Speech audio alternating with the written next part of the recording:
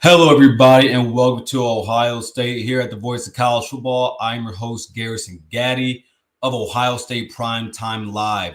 Please be sure to like, share, subscribe to the channel if you haven't already. Everyone, we have a lot to talk about today. Give a quick little recap of just my final thoughts about what happened in the little buck game between Ohio State and Illinois. We'll talk about Ohio State, Wisconsin. Not a lot to talk about there, but there are some things that I do want to see Ohio State progress on in that game. Talk about a recent Ohio State flip from Tyler Bowen. Also talk about the big stories coming out of the Big Ten this past weekend, and a lot more. Again, if you haven't already, please like, share, and subscribe. If you haven't already, also go check out our website at www.bocfb.com. You can check out all the awesome writers that we have. Check out the weekly schedule that we have here at Ohio State, the Voice of College Football, so you can't miss a thing. And if you would like to also, please, you want to donate to the platform, go ahead and send super chats. We'll bring them up and read them, spend some time on them. If you'd like to become a member, please hit that join button and look at the tiers that we have. That being the Block O Club. JT wasn't short because he wasn't, and we don't give a damn, and you know the rest. Now let's get going here, everybody. Just some final thoughts from the game this past Saturday. Of course, we all know Ohio State beats Illinois for the Buck Trophy. But real quick on the offense and the defense. So the running backs need to play better. And outside of Bo, I don't have a concern. I don't have a concern with Bo. My concern leads to the other two running backs. I did think that CJ Donaldson had a decent game. I thought he ran hard. When you look at James Peoples, I think that he ran hard. I think that, he was able to make some guys miss, but he wasn't able to get going. I think he averaged less than 2 yards a carry. And so, I'm not sure what's going on with him. The holes are there. This Ohio State offensive line, which we're going to talk about here shortly, they're giving these guys the holes. They're giving them the opportunities to go and make plays, but they're not doing that. Now, why they're not, I'm not sure. Again, Mike and I talked about this on Saturday post-game. If Coach Locke stands on what he says, there are other guys in that running back room that possibly deserve to get some run, that being Isaiah West. Also, I would assume they don't want to burn Turbo Rogers' red shirt, but if need be, if guys aren't producing and guys aren't able to play to the standard that Coach Locke has set for this room, it's time that you look somewhere else. Next, Julian, he continues to impress. He doesn't put the team in harm's way. We could talk about how accurate he is all day long. We regurgitate it all the time, but it's just the fact that he knows when to throw it out of bounds. He doesn't take sacks. He's been blitzed over 50 times now this season. I think around 56 times this season, and he still hasn't taken a sack. Now, a lot of that some of that does have to do, maybe a lot of it has to do with the offensive line. Right there with Miami. I think their running back room is better, but their run game is better. Their run blocking is better. But when it comes to pass pro, I wouldn't put any offensive line over what Ohio State is doing right now.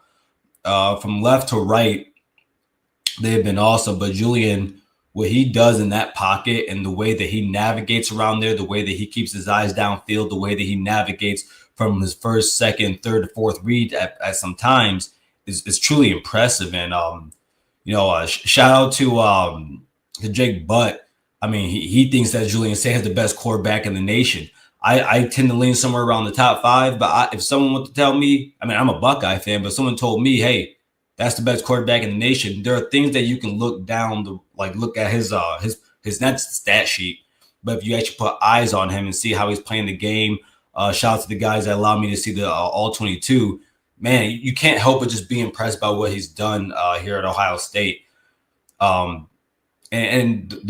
He's executing everything that Brian Hartline and Ryan Day want him to do on the field.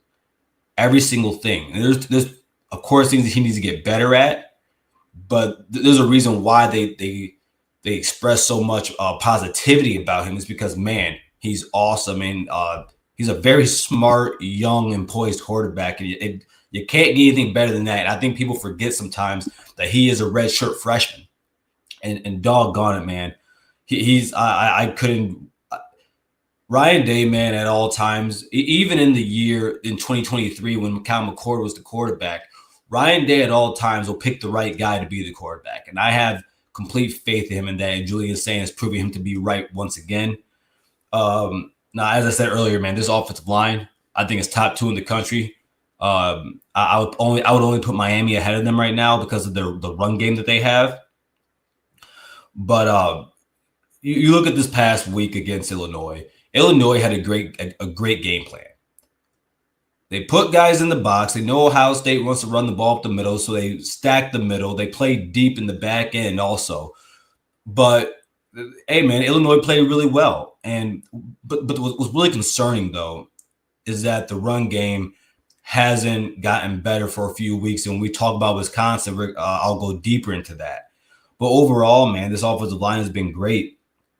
Josh Padilla, he played a lot this past week, and if you guys remember on Monday, I talked about I said that I want either Gabe Van Sickle or Josh Padilla to get some first team reps in practice, and lo and behold, Saturday comes up and Josh Padilla is out there. He played pretty damn well. I really liked what I saw out there. And then when it comes just to offensive play calling, it's bland, and I don't care.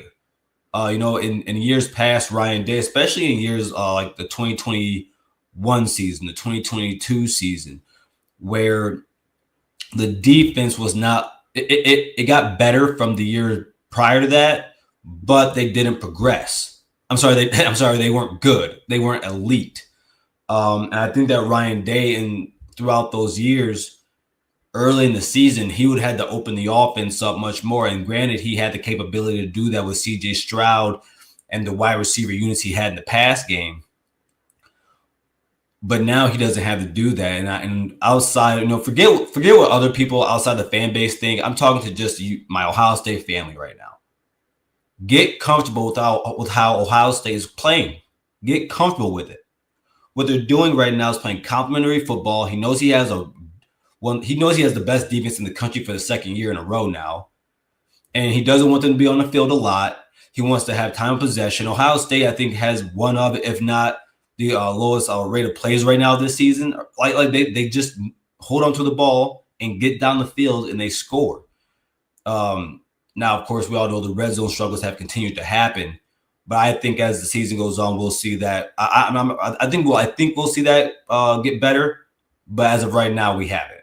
And that's something, man, that's going to have to work itself out. Of course, this past game against Illinois, we were great in the red zone. It worked out. But it looks like we had to work too hard to do so. And so that's that. Some PFF grades for you guys. Julian Sand, 92. From this past game, Josh Padilla at a 67.6. Austin Saraville at 66.4. Hensman at 64.8.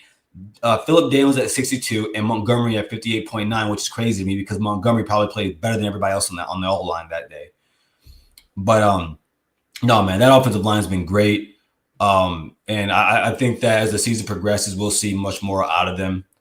Onto the defense. I mean, 295 yards given up, and that was to one of the best offenses in the country.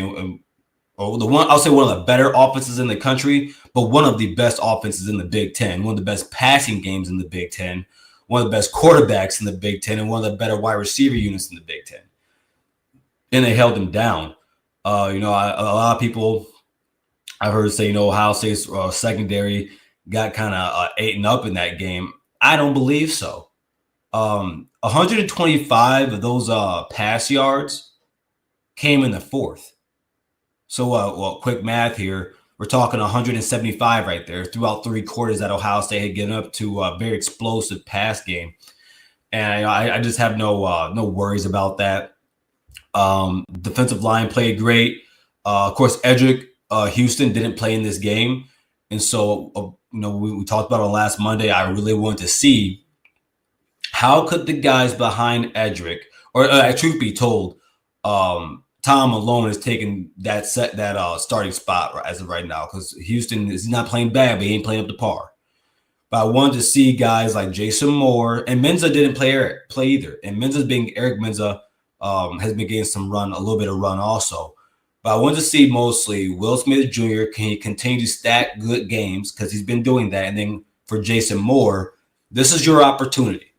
Because if Edric Houston isn't playing, that means the first guy off the bench is going to be Will Smith Jr., and then it's going to be you. And what are you going to do about it, man? What are you going to do with it? He impressed. He really impressed me in this game.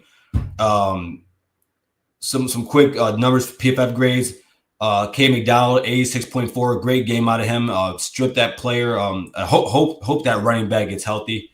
Never want to see that. You definitely don't want K. McDonald, Big Mac, falling on your legs like that. Caden Curry, 78.9. He had a fumble recovery. And then Will Smith Jr. is 71. Kenyatta Jackson Jr. 66.4. Tom Malone 63.1. But then let's get to Jason Moore. 74.4. And my eyes were very locked in on him in this game. And there was a drive where on 2 consecutive plays, it was third and short first. And he makes the play, pushes the right guard back, and makes the play to stuff them at the one for a gain of nothing.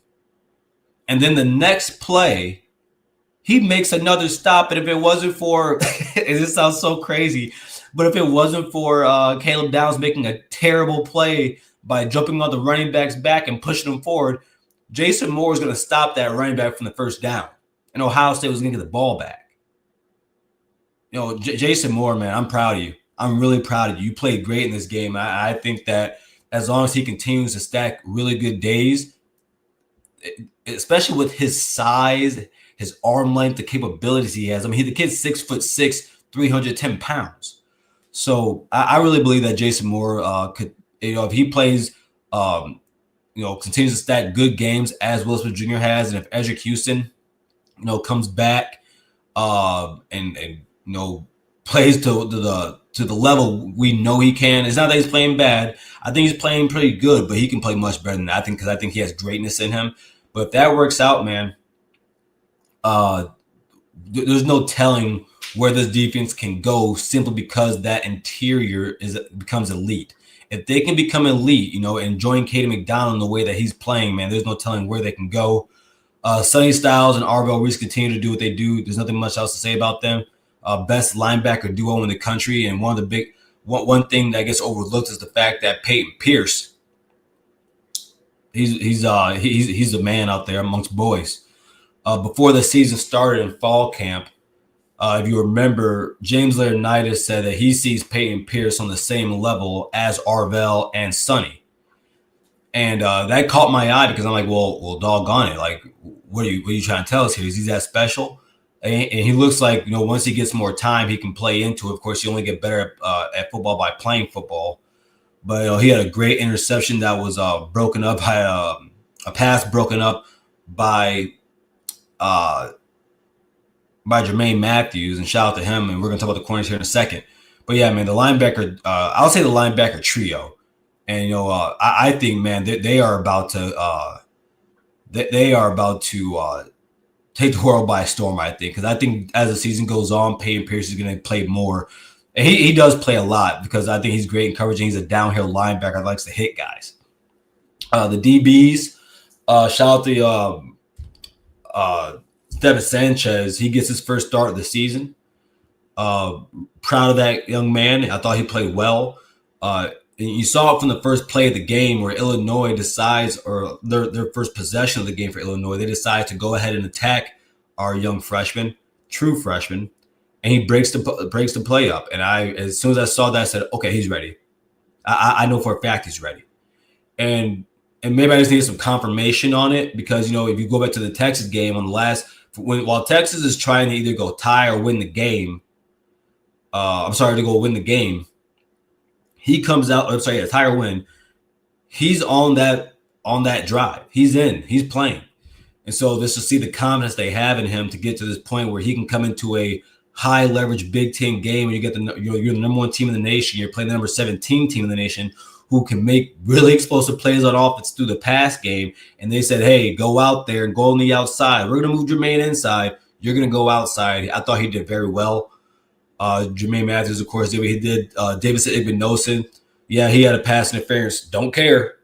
4 pass breakups. And he was asked about it. He said, "Stop throwing to me," and I agree with him. A lot of people, they I think it's just a weak argument to continue to talk about Igbenogsis as if he's not one of the best corners in the country. At this point, I think it's just stupid. And what he does is he brings a type of toughness to this secondary, along with Caleb Downs. But he brings a type of toughness to the way he tackles and the way that he covers, the way he doesn't allow guys to get past him. He does a great job in that. And I love the way he plays. I really do. I can care less about those pass interferences. I really don't care, because for every pass interference that he has, he's making 10 to 15 great plays. I can live with that. So, yeah, man, again, great game by the Buckeyes from this past Saturday. We can only get better from there. Real quick, everybody, just want to give a shout out to everybody that's in here today. Shout out to Asian Posh Doreen. Hey, Garrison, my friend, good to see you in here. Shout out to Daniel Henry. What up, man? Hey, what up to you, my boy? Daniel also says, Garrison, I think we need to get Peoples off tackle runs, get him on the edge. He is struggling getting to the second level, going through the middle of the defense. I agree. Great point there. Great point. Running stretch with him would do him wonders. I thought that in the game, like earlier, like the few of the games where he had a pretty good games against Grambling and Ohio, they were doing that, and he was able to see some success. So I'm fully on board with you on that right there, Daniel. Shout out to my friend, the Jam, the Honorable Jam. Good to see you in here, my friends. Let's see. Oh, yeah. Yeah, darn it, Minnie also going on the show with TJ now. Yeah. No, that's perfectly fine. Shout out to them. Great. They do great work. TJ and Minnie. Of course, Minnie, everybody, if you don't already, go ahead and join Minnie and Doreen every Sunday at 9 p.m. for the Lazy College Football. If I wasn't at work, Doreen, I actually was going to call in for you guys, but I'm going to try to do so next week and talk to you guys about a few things that go around the sport. But make sure to do that. Of course, my guy TJ, one of my good friends, love talking ball with him. Was actually on the phone with him this past Saturday about the game they played. And actually, everybody, just so you know, I am going to talk about that team up north, because there's a few things I want to get off my chest. But we'll get to that towards the end. And yeah, you know what, Daniel? I'll tell you what, bro. I'll tell you what. We'll get to it right now. So, because this was something that I added late because it happened right before I came on here. Landry Breed flips from NC State to Ohio State, everybody. He is the number 91 offensive tackle in the class of 2026, 6'5", 280 pounds, out of Mentor, Ohio. First, let's shout out to Tyler Bowen. Again, he continues to be on the trail for these Ohio kids, especially at that position of offensive lineman. Unless you guys have never heard me say this, I'm very big on this. I can care less when it comes to 4 and 5 star got offensive linemen when it comes to Ohio State. If we get them, awesome. Love to have them. But I am very comfortable with going within our state and getting Ohio kids at that position. I'm very comfortable with it. Same thing with the defensive line. I don't care. I think that at gritty positions like offensive line, those are especially a position like offensive lineman, which has to do with a lot of coaching. Like, you got to be coached up to play that position. And if you get a guy that has size, again, he's 6'5", 280, being Landry Breed, I think you can coach them to be really good players. I think this is big for Ohio State. If other people see this, they're going to think, oh, it's a 3-star, who cares? This guy right here. I'm truly happy about this.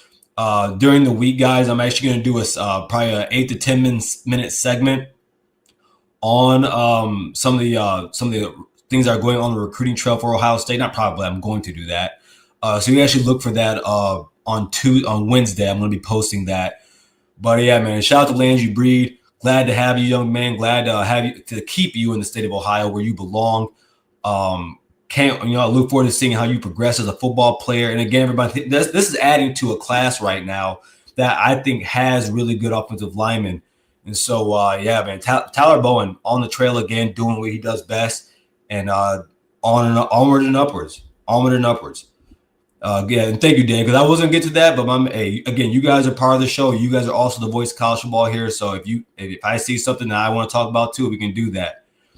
Shout out to my guy Aaron, brother. Good to see you. He says, I think we can get Darius Gray now because the SC O-line coach got fired. Hey, yo. I didn't know that. Did not know that at all. Shout out to Rob Farber. Hey, y'all. Hey to you, my friend. Good to see you here today also. But yeah, everybody. So before we continue, everyone, we're going to do a quick break here. Message here from the voice of college football and Mark Rogers. College football is even more exciting when you've got some action on the line, and the games are even better when you're cashing in. And the voice of college football is the place to be to get the greatest value. Start with my picks. 75% against the money line, 58% against the spread, and I've got a 40-plus year track record. 11-0 in the college football playoff for me last year against the money line, 8-3 against the spread. And I'm just the warm-up act. Steve Merrill of Wager Talk is our ace in the hole, show stopper. 7 years with the voice of college football, over 30 years in the industry. Steve gives us analysis on all the big games, but you can't miss Steve's weekly under-the-radar pick. 28-12 against the spread the last 3 years. You also get picks from some of our top analysts here at the Voice of College Football, including Corey Bratta, Matt Zemek, and Steve Dace. Check out those numbers. Become a YouTube or Patreon member for just $99 per month. Go to the main channel on YouTube, click join, and then select the betting tier. Do the same thing on Patreon. Make 2025 a winner now. All right. So next, everybody, let's talk about Wisconsin here. Of course, Ohio State plays at Wisconsin, 3:30 Eastern time on CBS. Shout out to Chip Patterson right there and the guys that cover 3. So Wisconsin's a bad team, all right? There's just no other way to put it. It's a bad football team. And I hate to see it, man, because, Luke Fickell, longtime coach at Ohio State, and I love him as a person. I love that he's a Buckeye, but I've always said this. I don't believe that he's a big time head coach. I think that a place like Cincinnati is right where he needs to be. But I understand taking that job. I can't begrudge him for it. It's more money, more resources at Wisconsin. But yeah, it's a sad thing going on there. But a few things here I want to talk about. I have 4 points here. Again, this isn't a big game. Not much to take out of it. But there are things, of course, that this team can still work on. There are things that this Wisconsin team does that can pose us, I won't say a threat, but that can challenge us. So first off, Wisconsin's defensive line linebacker units, one of the best in the nation. I think, they're giving up right now, I think, under 100. Let me see, I think I have it right here. Yeah, they give 97 rush yards a game. They're really good. Honestly, until the game last week against the Wolverines, they were giving up only 90, or 50, I believe. So they're really good. But of course, the last few weeks that's changed their stats. But they're still a real good defensive line, real good front seven, real good run defense. This is the week where Ohio State's run game can make the turn for the better. This is the week to do it. You're going to have a lot of chances on offense because they're not going to be able to move the ball in this defense. They are not going to be able to do it. And so with that being said, when you get on the field, what do you like, man, you got to make it work. You got to progress. You got to progress as a team within this certain aspect of the game, of the offense. This is Ohio State so far since Big Ten play has started, everybody. And I really want you to focus on this because this is it's bad. It's bad. There's no other way to put it. 149 rushing yards against Washington, then 133 yards rushing against Minnesota, down to 106 against Illinois. If this was a stock market, everybody, we would be crashing. That we would be crashing, and everybody would be in uproar, and we should be in uproar now. I think that everybody wants to look at the linemen, the offensive linemen. It's the running backs. I really believe that. I would say it's the running backs and the plays we're calling. It could be much better. Again, Daniel said earlier, we should run more stretch with a few of our running backs. I think that how we run Bo is, we can put Bo in any situation. Let's be honest here. but you can't have a regression from week to week to week in Big Ten play on the ground. That's not the way it works. And as much as the Big Ten is starting to pass more, the lifeblood of this conference is being able to run that ball. And if you cannot do so, you can be had.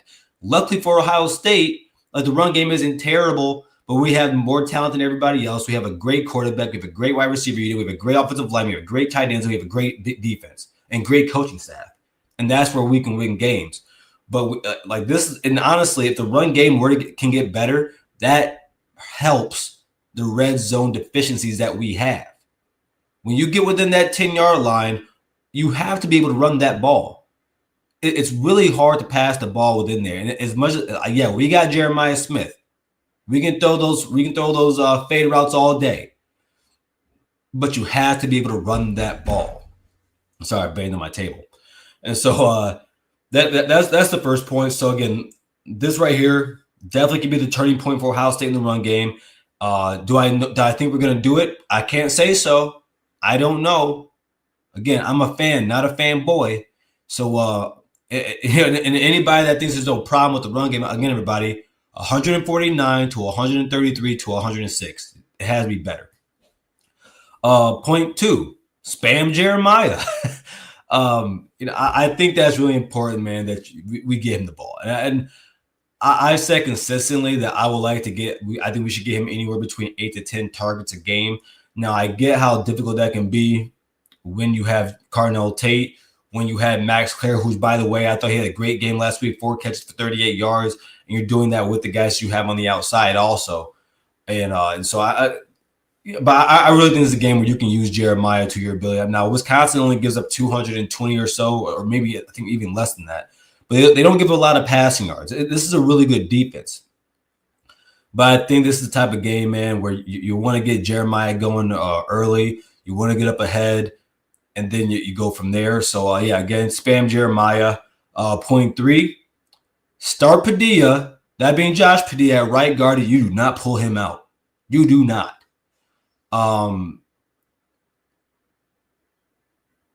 Tegra has not played the way that he should be playing, and that is just the fact. That's just the truth of the matter. It's just the truth. And when you have a guy, and mind you, Ethan Anyanwa has been put in that position also, but I can't even be upset with him because he's not built to be a guard. He's not. That's a tackle. And he's a swing tackle. So with that being said, if Josh Padilla comes in, and mind you, I would argue that what Josh Padilla put on tape against Illinois is better than anything Tegra has put on the last year and a half. I would argue that, even in the playoffs. So, no, and I think that as we're getting deeper into Big Ten play now, sadly, everybody, we are halfway through the season already, halfway. But as you have this, and then you have to get into Big Ten play, I think it's very important that you put Padilla in and you let him get those reps because he's going to need them. He's going to need them. There are when you get to the playoffs, everybody, and as you guys all know, there are much better defensive lines that we are going to see than we have seen so far this season. Now, outside of the Texas game, because Texas has a really good D-line. Also, shout out to Texas for beating Oklahoma, but because now we don't have to hear that stupid narrative about beating Texas meaning nothing from the team up north fans. No, man, I think Padilla puts good stuff out there. I like what I saw. I think he has a very high ceiling. And so, yeah, man, I do not take him out the game. Tyler Bowen, do not take him out the game. I don't care if you want to get other guys reps. If you want to, just don't care. Keep him in the game. Now, point 4, continue to force turnovers. I thought, and shout out to my guy Cleveland Mike, during the offseason, we both thought that, and I based my opinion off of what he said. This is his take, and I thought it was a really good take. He said we thought that this defense was going to force more turnovers. I think they still can do better. Of course, this last game they forced 3, but and it's because we thought that we would blitz a little bit more, and we haven't done that. We blitz in spurts. We blitz when we want to. Thankfully, when we do blitz, it's perfect timing. Every single time, it works. So, or at least I won't say every single time, but more times than not, it works. So, yeah, if we continue to force turnovers, I think that puts his defense at another level. When you do that, you demoralize teams. You take the crowd out of the game. Because when you see your team just continue to turn the ball over, you start to realize that you have no chance, especially against this Ohio State defense. So yeah, again, everybody, point one, get the run game going, of course, and this can be the turning point for the Ohio State run game. Point two, spam Jeremiah, get him going early. Point three, start Padilla, don't pull him out. Point four, continue to force turnovers. And again, and let me know in the comments what is your final score for this game for Ohio State versus Wisconsin.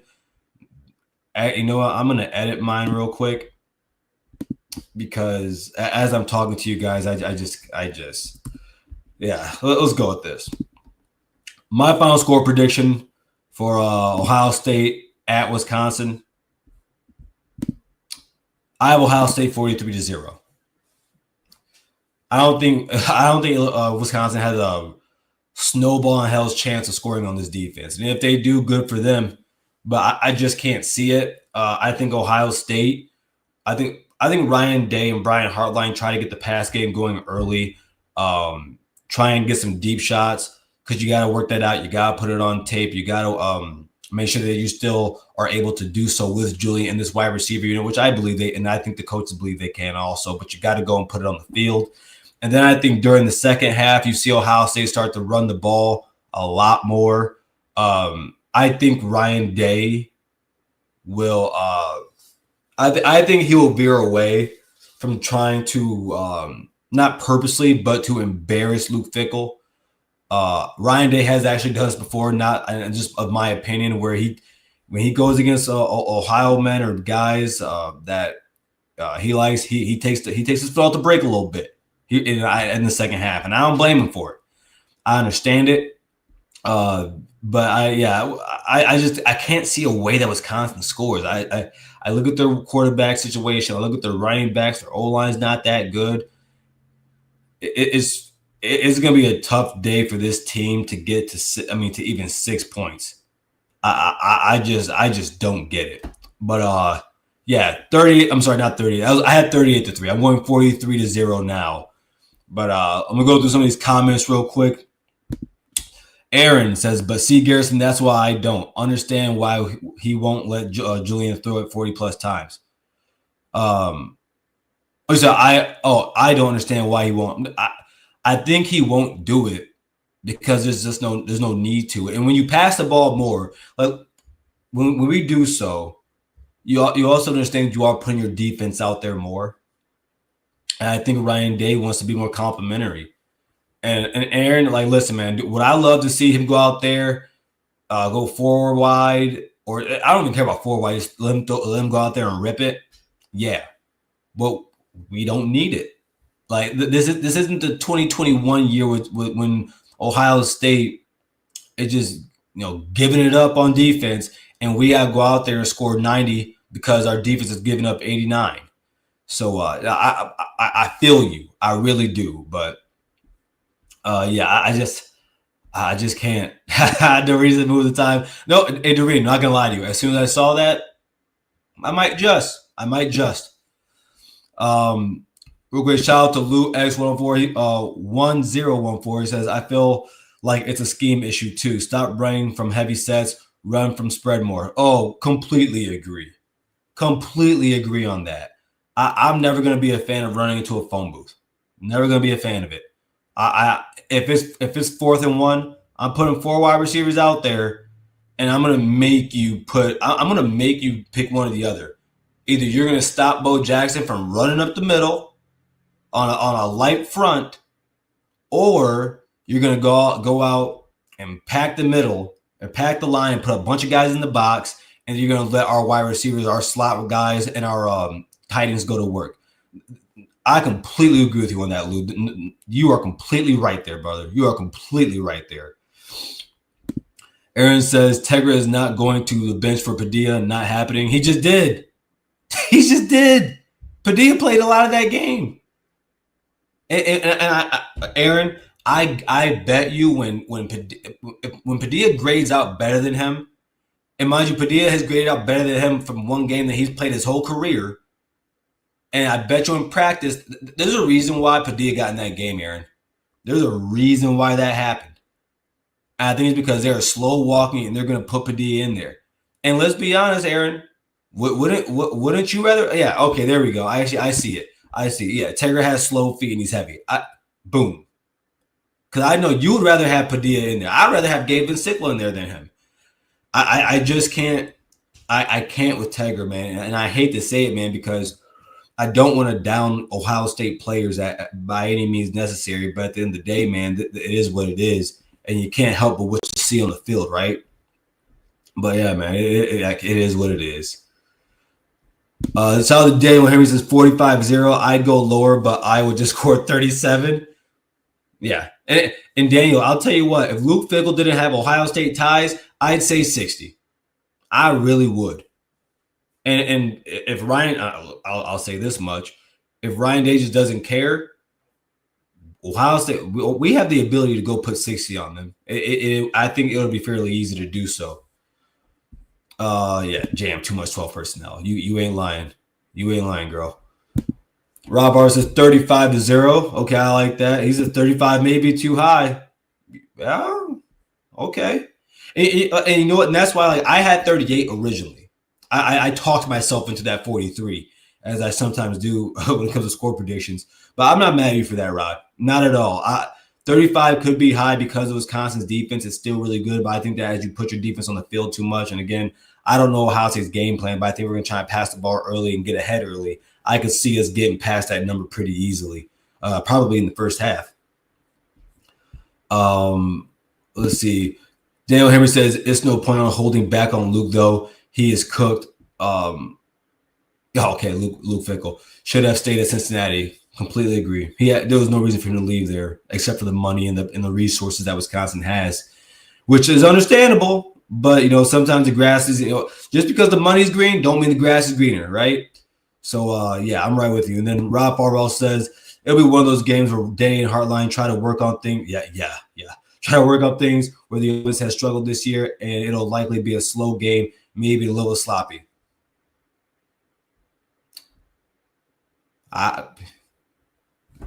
Applause. Yeah, that's very plausible. That can very easily happen. It's because we've seen that throughout the season so far this year. And that's why, Rod, I started out the show by saying, man, you got to get used to Ohio State playing this way. It's very complimentary, and I can't be mad about it, right? So, yeah, I wouldn't – if Ohio State won 35-0, I wouldn't come on here and bitch to you guys about it. Not one bit. Shout out to Keyshawn Patel. I just want to see us put up 50 on a Big Ten team like it's the old Ryan Day days. Let's make it happen this week, Buckeyes. I wouldn't be mad about that. If Ohio State put up 50 this week, I would jump for joy. I really would. I think that'd be a very enjoyable game to watch for us all. And I think that if that were to happen, man, that means we are hitting on all cylinders. And that would also mean that we are, I think, not just complimentary offensively and defensively, but we're also being complimentary with the run and the pass game, and the run game is getting going. And if the run game can get going on this Wisconsin front, man, the sky's the limit. This can be the turning point of the year for Ohio State's run game, and I would love to see that. Real quick, should we give Bo Jackson some rest, though? Isn't he banged up right now? I'm not sure if he's banged up. I did see that he is banged up, actually, because his left ankle was wrapped. But we got stuff for that in locker rooms, Daniel. There's stuff for that. Get a good little shot right there. Won't feel a thing, baby. Won't feel a thing. Also, if you would like to become a member just like Keyshawn Patel and Doreen, go ahead and hit the join button under there where you can see our 3 tiers. Also, if you are a member currently, go ahead and follow me on X at Buckeye_Gaddy. That's Gaddy. And go ahead and I'll follow you back. DM me. Let me know what some topics of things that you would like to talk about this Ohio State team. And I would love to bring that back to you guys. And so you can get that content and answer your guys' questions. And, of course, keep the community flowing. Now, another message for the Voice of College Football. Get your business, product, service, or personal brand to the next level by partnering with the Voice of College Football, and let's discuss how we can also reach your target market. The Voice of College Football is a growing brand with a network and large following, so let's find out how we can help you grow with us. check out the experience of one of our partners, that being Win Agency, posted here on the screen. And just like them, we are here to deliver for you. Contact us at sponsorships@BOCFB.com. Again, that's sponsorships@BOCFB.com today.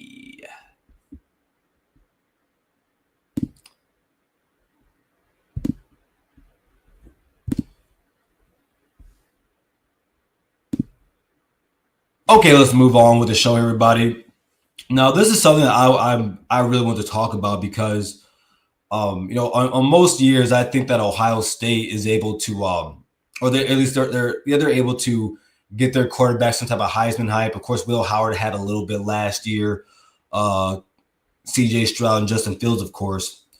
But I want to look at Julian Sand here because I really believe that he will be in the conversation. But I'm not sure if he can get that hype that we really want him to. Like right now, Julian Sand is tied fourth right now per FanDuel. And shout out to our friends over there at FanDuel at 1,500 with Jeremiah Smith, which is tied for fourth right behind Mendoza, Ty Simpson, and Carson Beck over there in Miami. And my goodness, could you imagine if the Heisman ceremony came down to a like an Ohio State quarterback and a Miami quarterback going for it, just like the banter between our two fan bases? My goodness, I would love that. But this is one of the things I think that are holding Julian back, or even JJ from holding back. But this is about Julian right now because I think Julian has a better chance of doing this than JJ does. You got to have Heisman moments, and the Texas game could have been one. But then I think the way people look at Texas now, it's not the same. He played good in that game, but he didn't put up big numbers. The Illinois game, now, do I believe Illinois should have been dropped from 17 to, technically now they're 26th? No, I don't believe that should have happened to them. I think Illinois is still in the top 25 teams in the country. But I think that, sometimes when you see people play Ohio State and they get ramrodded, you want to bring them down. And also to the fact that Illinois does have that terrible loss to Indiana. But I don't think that they're I think they're still a top 25 team. But of course, that's not going to be a Heisman moment for that's going to impress you. And then you got to look at what's remaining on the schedule. So you're talking about Wisconsin, Penn State has shipped themselves. Purdue, UCLA, which, by the way, UCLA, I think there needs to be a different conversation around them right now. I really believe that. I think UCLA is playing some really good football. And whatever you saw in the beginning of the season to what you see now is completely different. But yeah, but that's not a Heisman moment game. And then you got Rutgers, and then you finish up with the team up north. You can't win the Heisman with those games. You just can't. And the worst thing about it is I personally believe the Heisman should be given out either after the I would say after the conference championships. I wouldn't wait for the national championship because then the stats are overblown by that point, but for a few teams. But like the problem for Julian in this situation, because the only Heisman moment he could possibly have is a Big Ten championship game, but voters have to get their votes in by December 1. The Big Ten championship game doesn't happen until December 6th. So there's that in his way also. So and then also there's this. I don't think Ryan Day or this team cares about that. I really don't think they do. And you can tell by the way they play. You can tell by the way they don't even talk. They don't even talk about anything like that. And they prefer to, shout out to what we said in the comments earlier. They're trying to work things out, like Rob Farber said. They prefer to work things out during this season, and they did that last season also. And so I think that kind of doesn't help right there. And then we got to look at what would Julian need. So right now he's averaging 2.5 touchdowns per game. That will lead him to 30 touchdowns as he has 15 on the year, passing wise. I think Julian would need between 40 to 44, 45 touchdowns. And I mean, you're at that point, man, you're talking about over these next few games, Ohio State's just throwing the ball all over the field, saying screw the run game and let's run the ball. That's what you're talking about right there. And I don't think that's going to happen. And it's not that it can't happen. I think if Ohio State wanted to get Julian Sand to 40 touchdowns, they could. They easily could. But I don't think that's not the that's not what this team is trying to accomplish. Their goals are much bigger than the Heisman Trophy or the Maxwell or things of that matter. And so, yeah, like let me know in the comments. Like, do you think Julian has an actual? How about this? We'll do it this way. On a scale of 1 to 10, tell me the chances you think Julian Sand has to win the Heisman. Me personally, I would give it a 4. I would give it a 4 because then you're contemplating other guys falling off. Again, Carson Beck, Ty Simpson, and then Mendoza. Those are the only 3 guys ahead of Julian Sand, who is tied at plus 1,500 with J.J. Smith. So I would say a 3. I would say a 3 or a 4. Those are the chances I would give him. But yeah, but again, listen, we have the quarterback that we want. We're going to have him. Well, he's a redshirt freshman, so we're going to have him for 1 more year, more than likely, maybe 3. Who knows? Going into his redshirt junior year. But yeah, I'm happy with Julian, man. Everything he has surpassed my expectations already, and so I'm not gonna sit here and expect him. He can be better, but I'm not about to sit here and expect him to like just overly be more than that. Right now, he is right now he's a top 3 quarterback in college football. That's what he is, and he's possibly the best quarterback in the sport. And so I'm not going to ask him much more. Keep doing what you're doing because I know Julian can do more. We all know Julian can do more. Ryan Day and Brian Hartline have said Julian can handle more. So that's why I'm not worried about it. When the time comes that Julian Sand has to go out there and throw the ball all across the field, he's going to go do it. So that's everybody. Next, let's get to some Big Ten talk. And this is going to be fun for me. This is going to be really fun for me because I think all 3 of these topics are very, very fun. First, let's start with is the Big Ten race finished? Right now, Indiana, we talked about Ohio State's schedule right now or already, but right now, Indiana, they're staring at 12-0. They are staring at it right now, dead in the eyes. They are a really good team. They are a really good team, and I think that their ceiling hasn't even been hit yet. I think they can definitely be better. You gotta see them more. Beating one good team doesn't make you great, but you beat one of the best teams in college football, and that can be argued. Because that is what Oregon's a top 5 to 10 team. And they went out there and manhandled them. That's just the truth of the matter. The score box said 30-20. 7 of those points came off an interception. So you're talking 13 offensive points from the Oregon offense, which is honestly crazy. It's crazy because I thought Oregon would win this game. But I did think Indiana would cover that 7.5. I thought that was too many points. Too many points. And so then when you go out there and you see Indiana and what they're doing, man, it's so impressive. And it looks like, you look at their schedule right now. Michigan State this week, UCLA, at Maryland, at Penn State, Wisconsin in the gear at Purdue. That I'll tell you what. What Kurt Signetti's done with that program, man, is nothing short of impressive.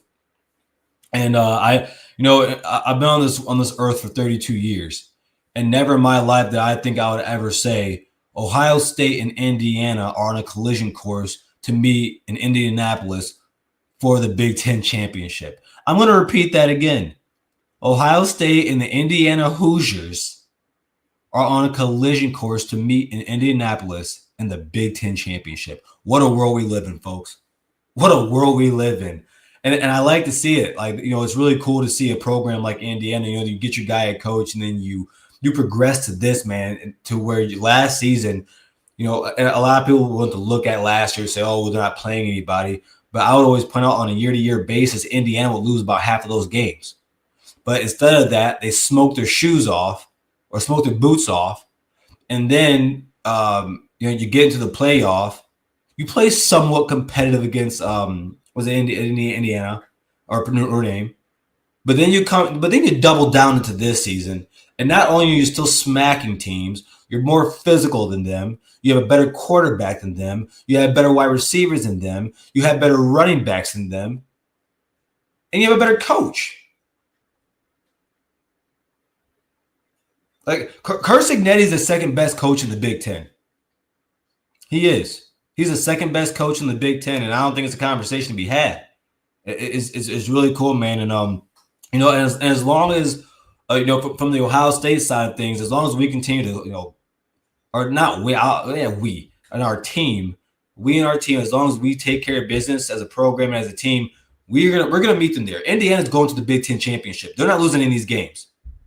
Like out of all these games, UCLA is hot. They're not winning that game. Maryland, we'll see. That can be a really good game because it's at Maryland. And Maryland right now, they play really good football. Malik Washington, their quarterback's really good. So we can see what happens there. You can lose on any given Saturday. But I just don't see them losing at Maryland. At Penn State, they're going to drub those boys. That program is in turmoil. Wisconsin at Purdue, that's how you end the season right there. And so yeah, man, real cool stuff right there for the Big Ten race. James Franklin being fired. I actually lean with Josh Pate on this. I don't believe James Franklin should have been fired mid-season. I think that he has earned enough credit to have been allowed to finish this season. Longtime head coach at Penn State. Had some really good years. Sad for him. 1 year he beats Ohio State, wins the Big Ten championship, but the college football committee chooses to put Ohio State in the playoff except for him. You had those really good years with Saquon Barkley and Trace McSorley. But in those same years, man, he's in James Franklin's career, man, he's pissed away 3 fourth-quarter double-digit leads against Ohio State.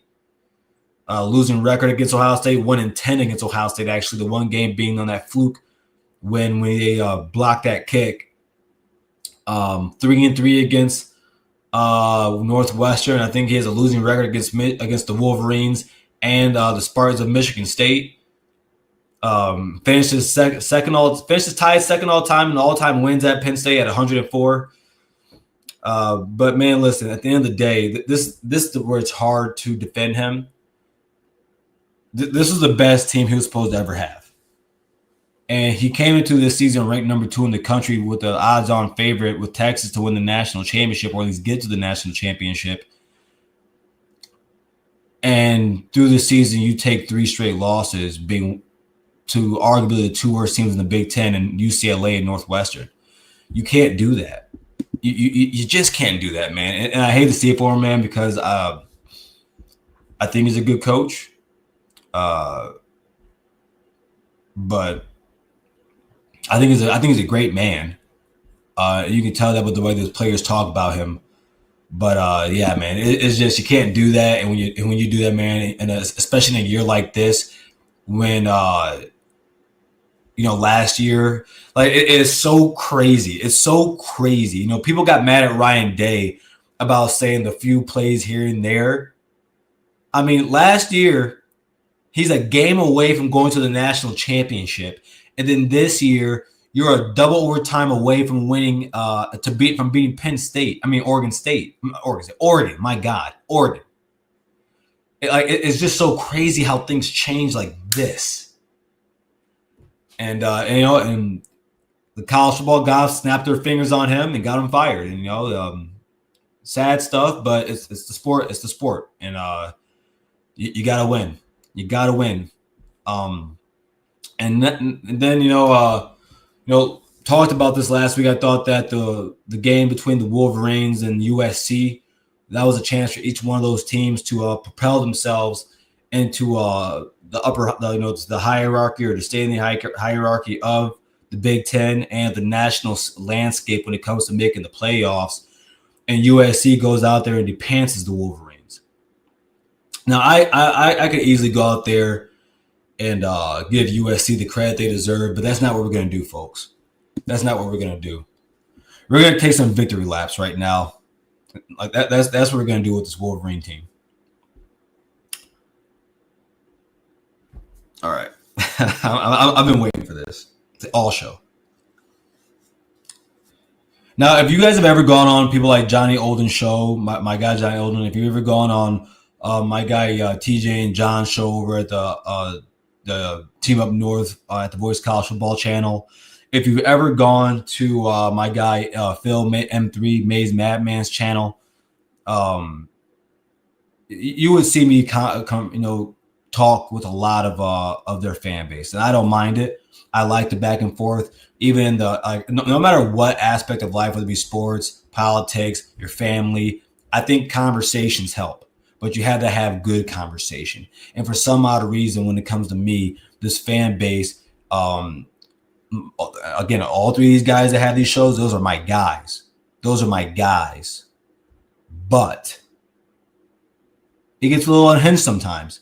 And I'll go out and say it. Their fan base lacks common sense and football knowledge, and now it's time to shit on them. And that's what I'm going to do. You can call me biased. You can say weird shit about me. You may not like me.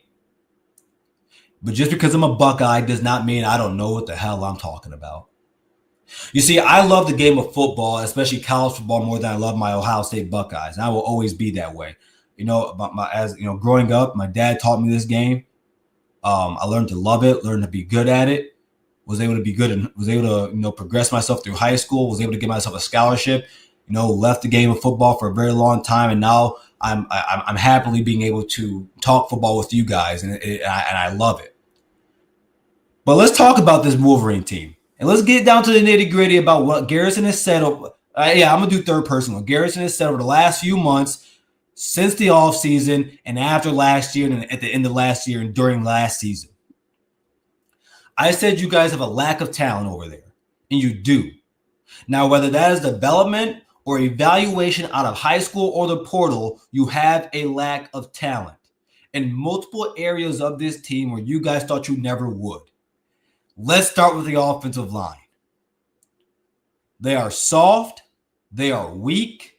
They are slow. They can't move. They can't block a soul. They're getting your freshmen killed. The running backs, if it weren't for the Justice Hayes busting big runs in the first few weeks of the season, his run, dude, the old line would not look good, as the rushing yards would not be what they are, and that's just a fact.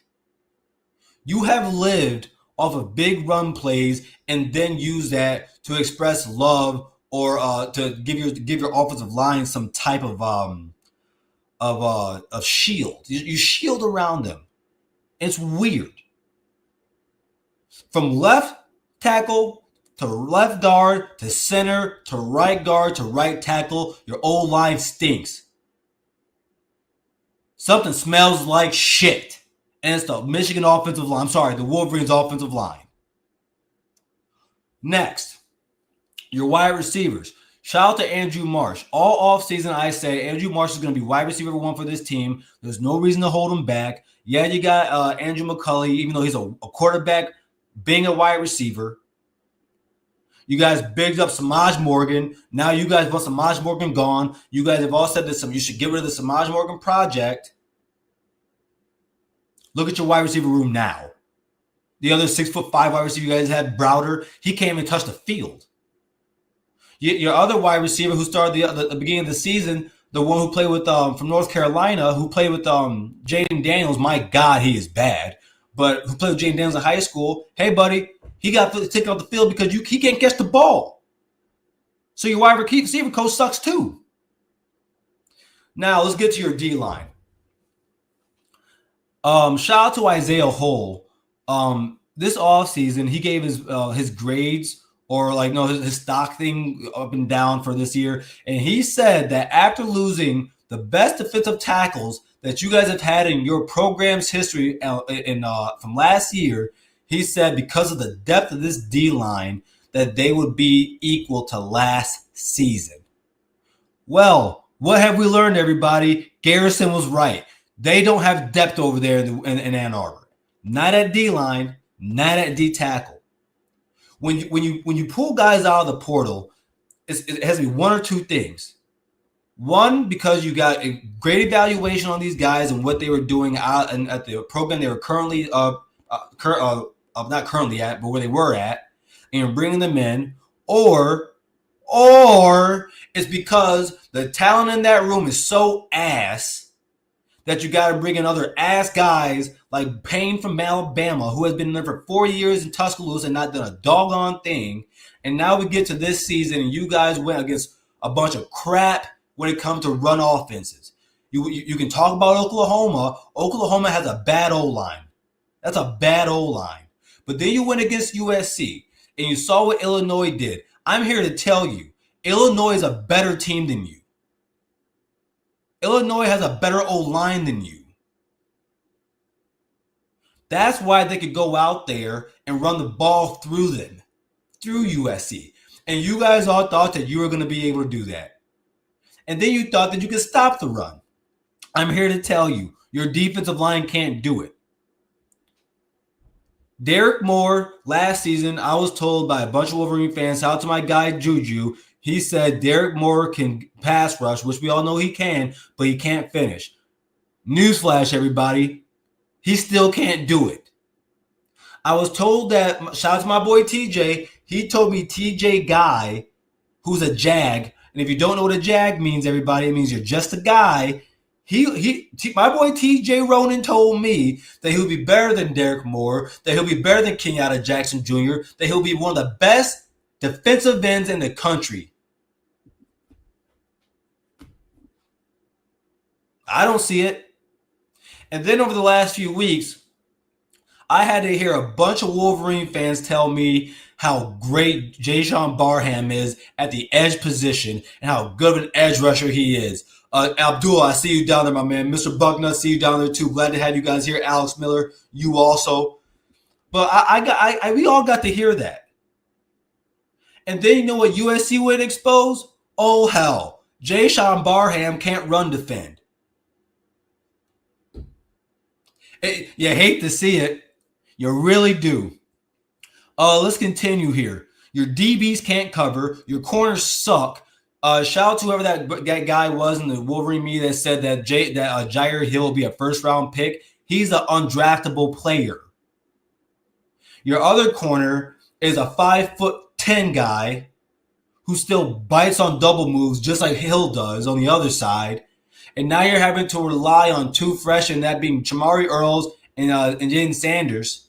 And mind you, I don't think Jaden Sanders is playing bad, but you ain't going to put him out there against guys like Marv. I'm not Marv, but JJ.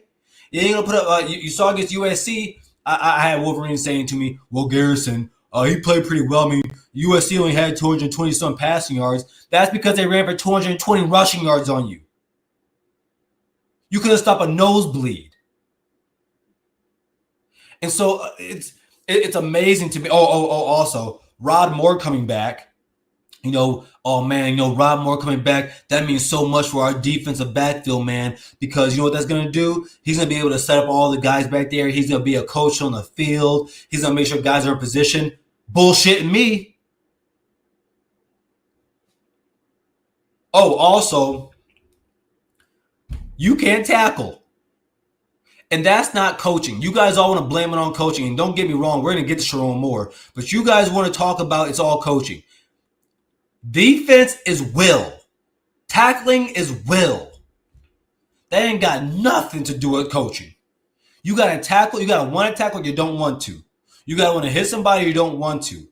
Someone, I was talking to somebody and they said I was wrong for saying this. But I said, dude, when you play defense, you got to want to hurt somebody. Put playing offense is one thing. Like I would always say, you gotta be a little smarter to play offense. But on defense, man, you gotta want to hurt somebody. You actually have to want to hit. You have to have a screw loose on you, man. Your defensive players don't have that. They don't have grit. They don't have will. They don't have want to. They don't have balls.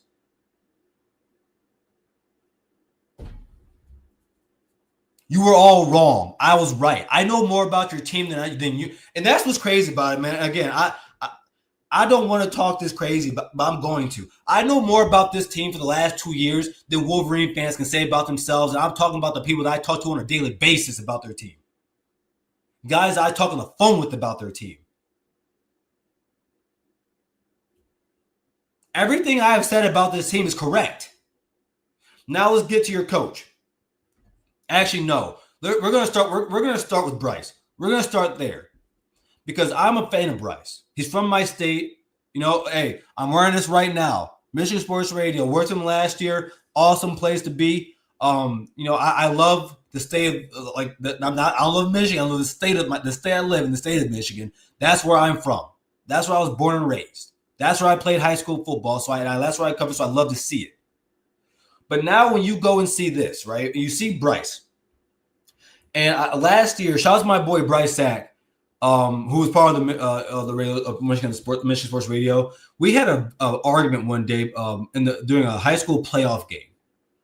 And I talked to him about how I have no problem with any player getting paid, but man, there's something different when you paying a kid the money you're paying Bryce.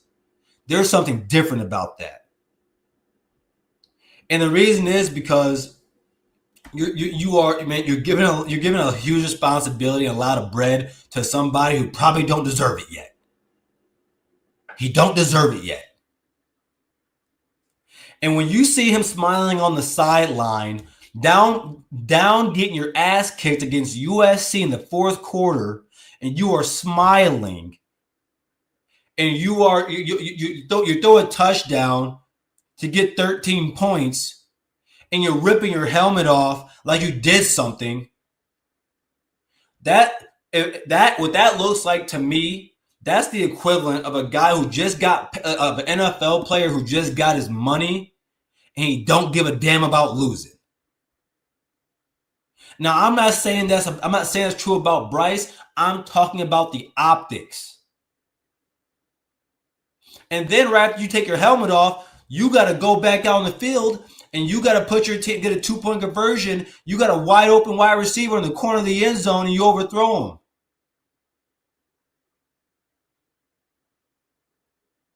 Guys weren't dropping the balls in this game. He played bad. I heard some Wolverine guys talking about, oh, Bryce didn't play that bad. Stop the cap. Stop it. And what's even funnier about it is that you look at the rest of this team and all these Wolverine fans, all these Teton fans, they thought that because they got a freshman, and all mind you, the number one recruit in the nation, they thought that was going to fix everything else on your team. No. It shows that you guys. It shows that you are a program who's not used to getting high-level quarterback play. That's what it shows. That's exactly what it shows. Because the truth of the matter is you're no different from last year. The only difference is you have a weaker schedule and you have more talent at quarterback. But nothing else has changed. And he can't fix that. And then on top of that, man, after the interception, while you're down in the fourth, after the interception, Jerome Moore goes and daps him up. Bro, I've seen Ryan Day's quarterbacks throw interceptions. Ryan Day gives them hell. Nick Saban gives them hell. Kirk Cignetti gives them hell. Dan Lanning gives them hell. You have a nice guy at coach. And that's not saying you can't be a nice guy, but he's not a dictator. He doesn't know how to be a jerk. He doesn't know how to run this company that is the Wolverines. He doesn't know how to do that. So now we're going to get to Jerome Moore. 2023 Penn State Last year's USC, Ohio State, and Bama wins were four of the worst things ever happened to this program because it gave confirmation bias to him. It gave Sherrone Moore confirmation bias on how he should win a game. That's not how you win games in college football or in the NFL week to week to week to week to week. You can't become an elite football team playing like that. That's not how you win games. You don't win games running the ball 32 straight times. That don't happen. That don't happen unless you're Navy and Army and Air Force and Georgia Tech. but I mean, they're great at it though. Sherrone Moore is a position coach who is given an offensive coordinator job and masquerading as a head coach. That is not a head coach, not at a program like this. He's not even Luke Fickell. And then today, everybody, and I shout out to my guy Mays. Shout out to him because I could never imagine going to back the way he does and then being embarrassed the next day like this. Because after yesterday, when he was sitting there and just caping for Sherrone Moore, everybody, does this today. Sherrone Moore goes to a press conference like this and literally says, the message is pretty simple. We got to go back to work, which asked me, were you not at work beforehand? He said, that's why I have this blue collar jacket on. Get the hell out of here. Get the hell out of here. That is crazy to me that he actually went and did that. That's insane. That's stupid. That's weak. That's sucker shit. Could you imagine if Ryan Day did that with and mind you, shout out to the Wolverine fan base today, man, because he wanted him gone yesterday and even more so now. And yet you still have people going out there caping for this joke. That's a joke right there. So yeah, man, listen. I'm gonna say it, and I'm gonna say it again. Our program, actually, real quick, shout out to Chris Drew because I was watching him, like he was reviewing some guys' videos from. I was watching his video of his yesterday, and this is so true what Chris Drew said. Our programs are heading in two different directions right now, and it ain't close. Wolverine fan, if you see this, hear me now and hear me clear. You are a regional program. You have been that since the Bo era. You were that with Lloyd Carr. You were that with Jim Harbaugh. Even if you won a natty, you were still a regional program because, buddy, truth of the matter is outside of 3 years, you were nothing. No one thought about you. I've talked to SEC fans. They still don't think about you. And now it's Sherrone Moore. You are definitely back in those days. You are a regional program, and you guys have to accept that. Just accept it. And once you do that, I promise you, life will be so much easier for you. It will be so much easier for you. Well, everybody, that's today's show. Again, like, share, and subscribe to the channel. Make sure you show for the rest of the shows that we have here at Ohio State, the voice of college football. I love how this changed. Let's change my voice right there. But glad to have you all in here, man. Thank you for being part of the community. Thank you for everything you do here. Again, shout out to all of our members here at the Voice of College Football. If you'd like to become a member, hit that join button and look at the tiers that we have there. If you are a member, go ahead. Follow me. I'll follow you back on Twitter at Buckeye_Gaddy and tell me all the things that you would want to talk about. I'll make sure I can bring that to you guys here on the channel. And as always, OH, IO.